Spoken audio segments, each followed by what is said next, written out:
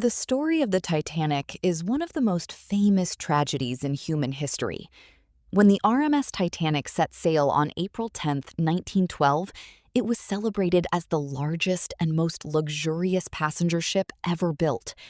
Constructed by the White Star Line, the Titanic represented the peak of modern engineering and technology.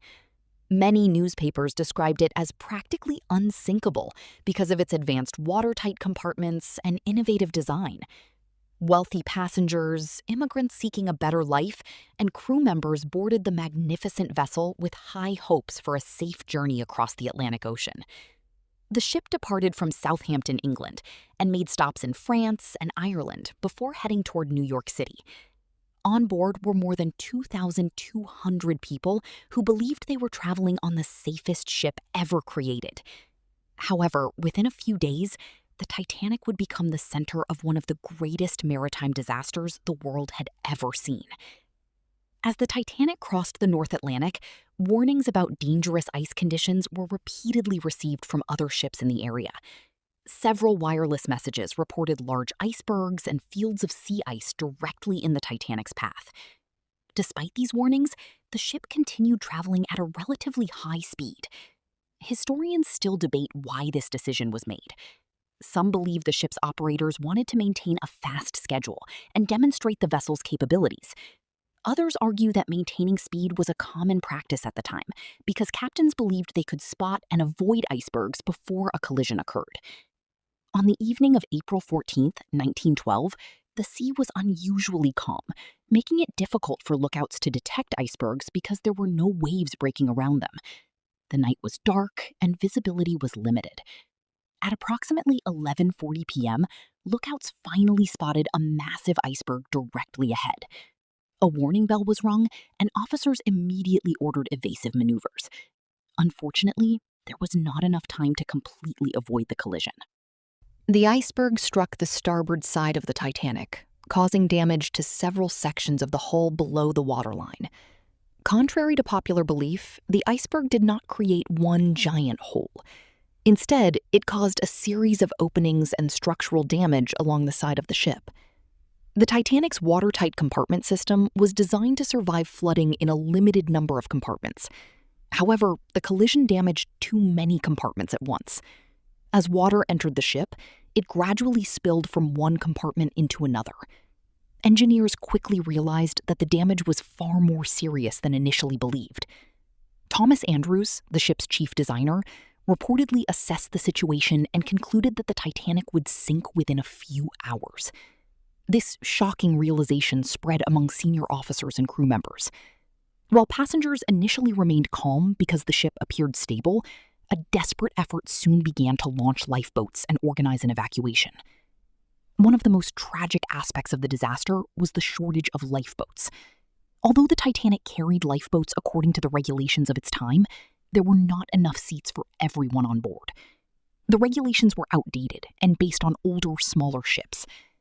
Many passengers did not immediately understand the seriousness of the situation and were reluctant to board lifeboats. Some lifeboats were launched only partially filled during the early stages of the evacuation. Crew members struggled to maintain order while following the policy of prioritizing women and children. As the ship continued to sink, panic gradually spread among passengers. The freezing Atlantic waters made survival extremely difficult. Distress signals were transmitted to nearby ships, but the closest vessels were either too far away or unable to respond quickly enough. In the early hours of April 15, 1912, the Titanic's bow disappeared beneath the water, and the enormous ship eventually broke apart before sinking into the depths of the Atlantic Ocean floor. More than 1,500 people lost their lives in the disaster, making it one of the deadliest peacetime maritime tragedies in history. Investigations conducted afterward revealed that the sinking was not caused by a single mistake, but by a combination of factors. These included excessive speed in an ice-filled region, inadequate lifeboat capacity, communication failures, and overconfidence in the ship's design. Modern research has also examined the quality of the steel and rivets used in the ship's construction, suggesting that certain materials may have performed poorly in extremely cold temperatures.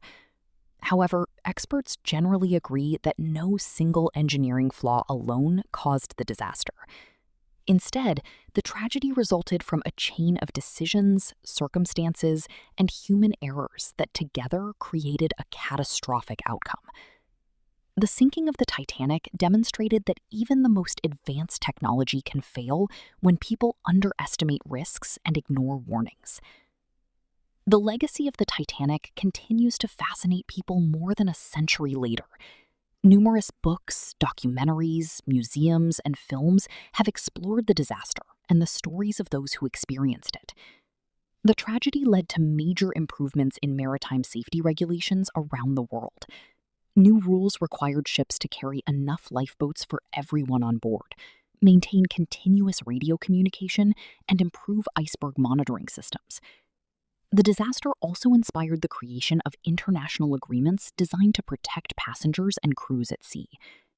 Today, the Titanic rests nearly 12,500 feet below the surface of the North Atlantic, serving as a powerful reminder of human ambition, innovation, and vulnerability.